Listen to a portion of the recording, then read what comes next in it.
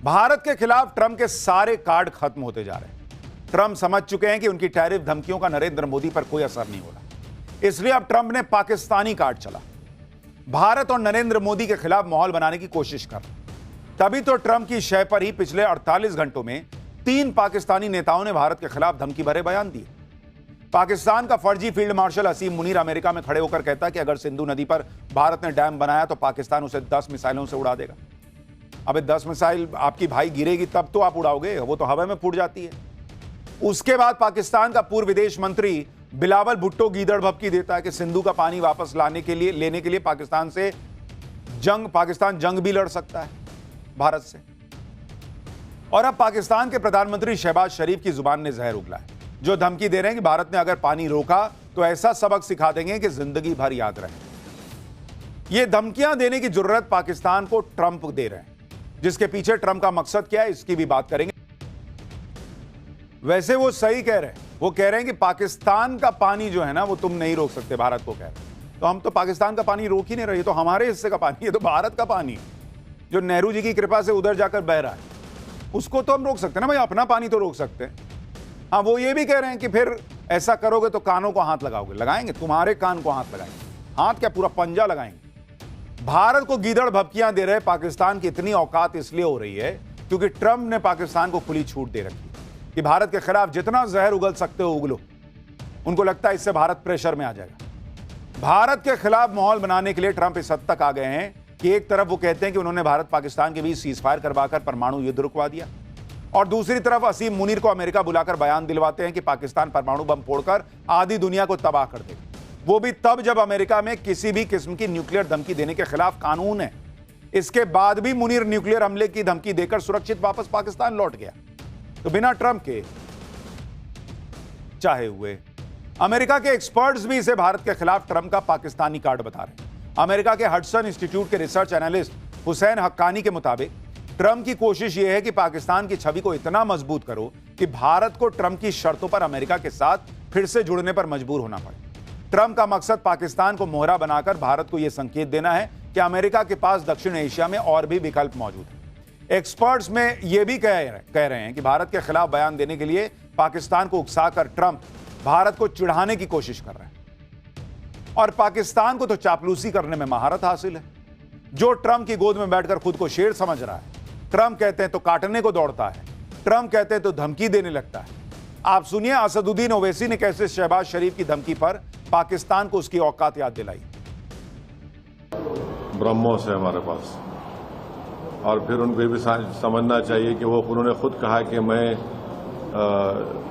Swimming costume में था तो मुझे मालूम हुआ कि 9 एयरबेस चले गए। इस तरह की बकवास उनको नहीं करनी चाहिए।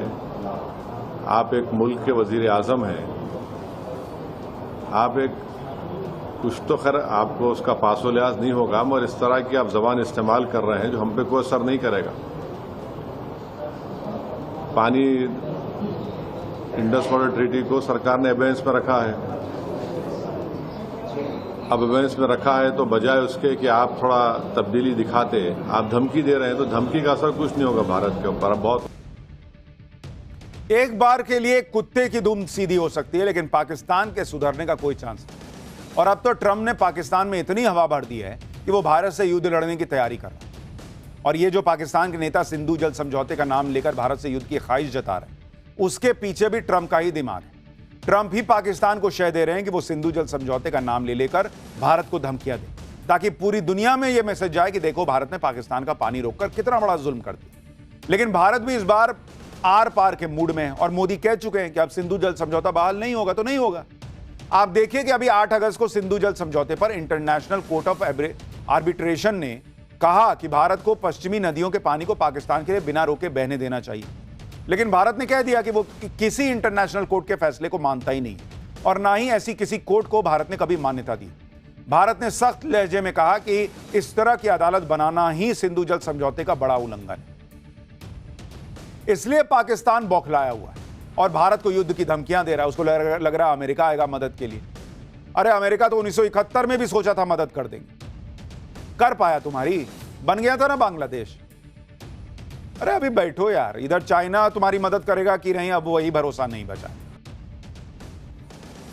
ऐसे बोलता है ये बिलावल भुट्टो, ऐसा लगता है अभी गजल वजल गाना शुरू करेगा। ट्रंप भारत पर प्रेशर बनाने के लिए पाकिस्तान को टूल किट की तरह इस्तेमाल कर रहा है। पाकिस्तान के जरिए भारत पर प्रेशर बनाने की हर तिकड़म लगा रहे हैं, जिसका फायदा उठाकर मुनीर ने ट्रंप से एक बड़ा काम भी निकलवा लिया। ट्रंप ने पाकिस्तान में बलूचिस्तान लिबरेशन आर्मी यानी BLA को आतंकवादी संगठन घोषित करवा दिया, ताकि पाकिस्तान अपना यह झूठ और ज्यादा तेजी से फैला सके कि बलूचिस्तान में पाकिस्तानी फौज पर BLA के हमलों में भारत का हाथ है। और मुनीर को भी फ्री हैंड मिल गया है कि वो बलूचिस्तान की आजादी की जंग लड़ रहे BLA और बलूच लोगों को का कत्लेआम कर सके। मुनीर की यह चाल भारत पर प्रेशर बनाने की कोशिश कर रहे ट्रंप को भी सूट कर रही है, लेकिन बलूचिस्तान के लड़ाकों ने भी मुनीर की फौज के सामने सरेंडर करने से इनकार कर दिया है। बलूचिस्तान में पाकिस्तानी फौज पर एक बड़ा अटैक हुआ है। बलूचिस्तान के वाशुक जिले में पाकिस्तान फ्रंटियर कोर के कैंपस में मोटरसाइकिल सवार हमलावरों ने बड़ा हमला किया, जिसमें 9 फौजी मारे गए। यह हमला उस वक्त हुआ जब पाकिस्तानी सैनिक BLA को आतंकी संगठन घोषित करने के बाद बड़े एक्शन की तैयारी कर रहे हैं। यानी ट्रंप और पाकिस्तान मिलकर हाथ पैर तो पूरा मार रहे हैं, लेकिन फिलहाल तो वही डूबते दिख रहे हैं। यानी कृषि मंत्री खुद बता रहे हैं कि अमेरिका चाहता था कि भारत के कृषि बाजार में वो घुस जाए, वो मोदी ने होने नहीं दिया। हाँ, थोड़ा बहुत नुकसान होगा, ये सरकार भी समझ रही है, नरेंद्र मोदी ने भी कहा है, कृषि मंत्री भी कह रहे हैं, लेकिन भाई थोड़ा बहुत नुकसान देश को मिलकर सहना ही होगा।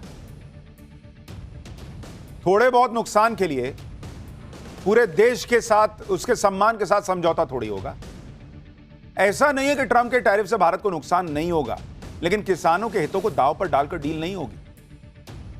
भारत के सामने नया चैलेंज तो है, लेकिन उस चैलेंज का वो सामना करेगा। अभी जो नुकसान है वो ये है कि ग्लोबल ट्रेड रिसर्च इनिशिएटिव के मुताबिक श्रिम्प, ऑर्गेनिक केमिकल, ज्वेलरी के एक्सपोर्ट में 50 से 70% गिरावट देखने को मिल सकती है।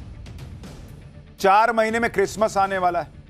अमेरिका से ज्वेलरी के ऑर्डर इस महीने तक आने लगते हैं। इन ऑर्डर्स पर असर पड़ रहा है। गुजरात में आर्टिफिशियल डायमंड का बहुत बड़ा मार्केट है। टैरिफ की वजह से करीब 2 लाख लोगों की नौकरी संकट में आ सकती है। भारत करीब 65,000 करोड़ की कीमत का श्रिम्प दुनिया भर में एक्सपोर्ट करता है, जिसका 20% हिस्सा अमेरिका जाता है।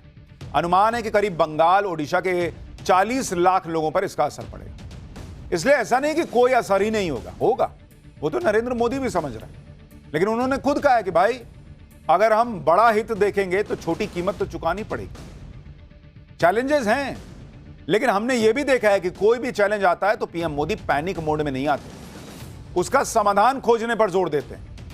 और इसके कई उदाहरण हम देख चुके हैं, जैसे कच्चे तेल का उदाहरण। भारत ने अपने कच्चे तेल की खरीदारी को इतना डाइवर्सिफाई कर लिया कि भारत अब कच्चे तेल के लिए किसी एक देश या किसी देशों के समूह पर सिर्फ निर्भर नहीं है। जैसे ही रूस का सस्ता तेल मिलता है तो भारत वो खरीद लेता है, लेकिन करीब 40 देशों से भारत तेल मंगा रहा है। इसी तरह आप सेमीकंडक्टर का उदाहरण देखिए। कुछ वक्त पहले सेमीकंडक्टर चिप की बहुत दिक्कत हो गई। इस दिक्कत को दूर करने के लिए पीएम मोदी इस पर तेजी से काम करना शुरू कर चुके थे। कई कंपनियों के साथ डील हुई, भारत में प्लांट लगना शुरू हो गए। कल ही मोदी सरकार ने 4 सेमीकंडक्टर प्लांट लगाने की मंजूरी दी। ओडिशा, आंध्र प्रदेश और पंजाब में खोले जाएंगे। 3 की दी है, ओडिशा, आंध्र प्रदेश और पंजाब। इसके लिए 4,594 करोड़ रुपए मंजूर भी किए गए। किसानों के लिए पीएम मोदी इसलिए अड़े हुए हैं क्योंकि अमेरिका के किसान और भारत के किसान में बहुत अंतर है भाई। भारत के किसान और अमेरिका के किसानी में भी बहुत अंतर है। कृषि मंत्री शिवराज सिंह चौहान इसी बात को बता रहे हैं। क्या कह रहे हैं सुनिए एक बार, फिर आपको बताता हूं कि ट्रंप जो चाहते हैं वो मोदी कभी नहीं होने देंगे, लेकिन ट्रंप के लिए भी आसान क्यों नहीं। की लैंड होल्डिंग कितनी है आपको पता है?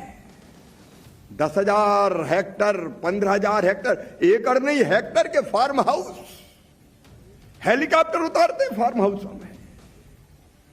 और हमारा किसान 1 एकड़, 1.5 एकड़, 2 एकड़, 2.5 एकड़, 3 एकड़, और कई के पास तो 1.25 एकड़, आधा एकड़ भी जमीन है भाई।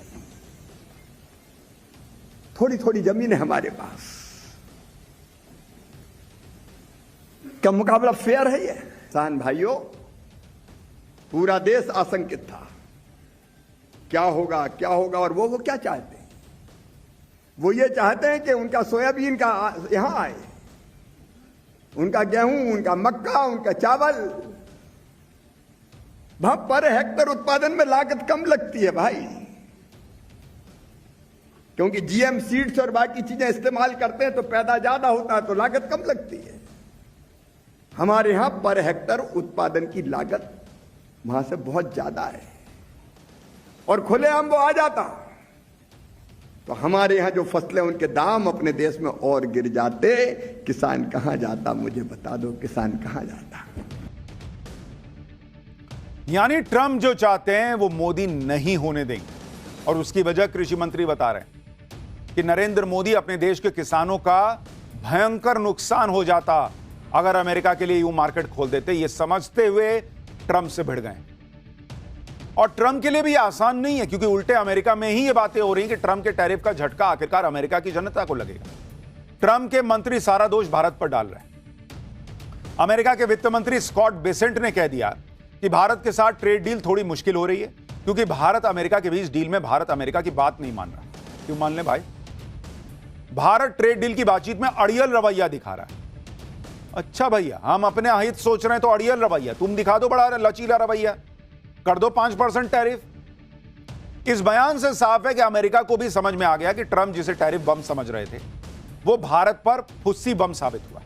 अमेरिका के वित्त मंत्री स्कॉट बेसेंट को भी यह बात समझ में आ गई। ये वही मंत्री हैं जिनसे अमेरिकी संसद में ट्रंप की टैरिफ नीति का बचाव करते नहीं वो बन रहा। यानी अमेरिकी सांसदों का अब्बा डब्बा जब्बा हो जा रहा है। वहीं पर उनके देश में लोग पूछ रहे हैं कि टैरिफ कौन बढ़ता है भैया? पब्लिक बढ़ती है।